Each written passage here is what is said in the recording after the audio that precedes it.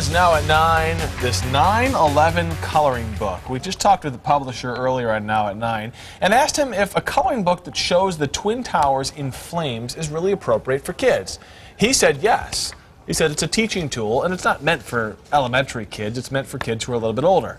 So now it's your turn to sound off. We've heard from the publisher. What do you think? Well, Michelle Downs says totally inappropriate. Children need to know the truth about violence and propaganda, but don't belong in a coloring book for kids.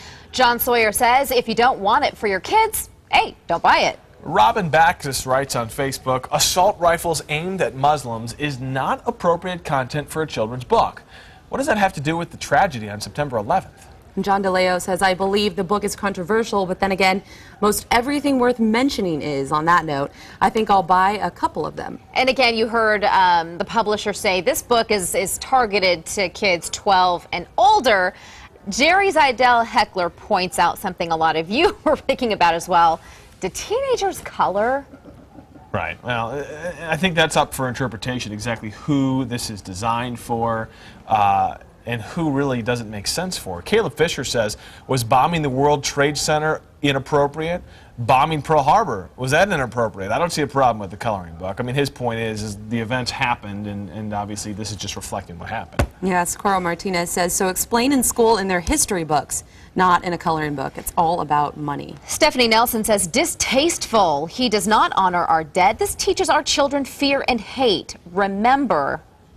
Ryan Bowe writes, do you remember anything from the coloring books you colored as a kid? To them, it's just a building, and they color it. Well, here's your teenager answer. Abby Sanchez says, I'm 13, and I think it's cool. Oh, okay. Well, Taylor Emons writes, I don't think we need a 9/11 coloring book. Leave that to the teachers to teach the students about 9/11. And the publisher's argument is that they do want to teach the students, and they need tools to be able to teach them on their level, and his point is that this is a tool that teachers have been asking for. Now, whether or not that's the case, he says they're selling a lot. He wouldn't say specific numbers. He said they're working today to try and print enough to get them out there. So. Well, you know, it might be that a lot of people are curious about them, whether they have an opinion or not. They want to know. He says they're selling well in Canada. In Canada. Which is interesting. And England. Very interesting.